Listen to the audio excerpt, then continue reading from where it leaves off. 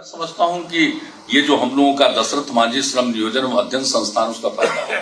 नामकरण दशरथ मांझी के साथ किया गया। दशरथ मांझी जी के बारे में आधा बात तो हम ही बता देंगे आपको पूरा। और दशरथ मांझी जी के पुत्र बैठे हुए हैं, तो जब हम गया जाते हैं तो साथी रहते हैं, कोई दिक्कत नहीं है। दशरथ मांझी जी के बारे में जब हम सरकार में आए तो पहले थोड़ा बहुत सुने थे। तो गया में हम लोगों के एक व्यक्ति थे जो जेपी मूवमेंट में थे, पत्रकार, उसने मुझको बताया कि अरे भाई ऐसा काम किया वैसा काम किया। तो हम सारी बात समझे और वो हमसे पटना मिलने आए, तो हमने उनसे भी पूरी बात की। फिर गया मुख्यमंत्री, जनता के दरबार में मुख्यमंत्री का कार्यक्रम जो यहाँ चलता था, हम क्षेत्रीय भ्रमण पर रहते थे तो जिलों में भी करते थे, वहां भी हाजिर। उसके बाद फिर यहाँ भी हाजिर। और जिस तरह से उस व्यक्ति ने उन्होंने काम किया, उनकी पत्नी गिर करके उस पहाड़ के ऊपर से जाकर उनके लिए खाना ले जा रही थी और ये श्रमिक थे, काम कर रहे थे, वो गिर गई, उनका निधन हो गया। तो उस आदमी के मन में संकल्प आया, मामूली बात नहीं।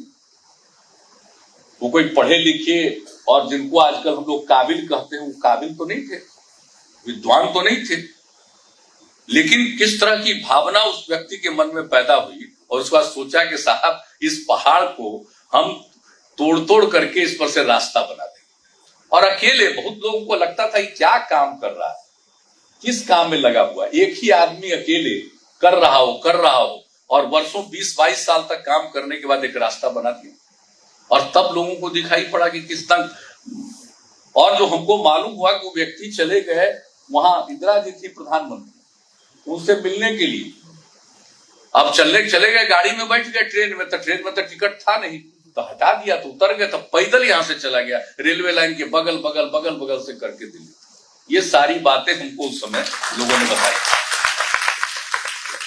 और जब मेरे यहाँ फिर एक बार मिलने आए तो पटना में जो जनता के दरबार में मुख्यमंत्री का कार्यक्रम होता था, तो फर्स्ट हाफ लोगों का सुनने के बाद बीच में मीडिया के साथ इंटरेक्शन होता, तो उसी के लिए और लोगों को भी थोड़ा फुर्सत, जो हमारे अधिकारी सारे बैठे रहते थे कि भाई वो लोग भी तो कुछ चाय वाय पी ले, कुछ नाश्ता कर ले, अन्य लोगों को भी चाय मिल जाए, तो उसके लिए थोड़ा देर। और उस बीच में जब मीडिया से बातचीत हो गई तो मांझी जी आए हुए थे, बैठे हुए थे, तो हमने कहा बैठा मांझी जी। तो हम जब जाने लगे तो हमने कहा कि मांझी जी जिस कुर्सी पर हम बैठते थे, उस कुर्सी पर हमने कहा कि आवा मांझी जी, अब तू यहाँ बैठा।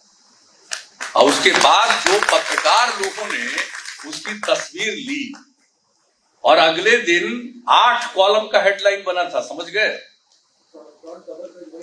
8 कॉलम का हेडलाइन बन करके फ्रंट पेज पर सारे अखबारों ने यह छापा कि हमने अपनी कुर्सी पर बैठा।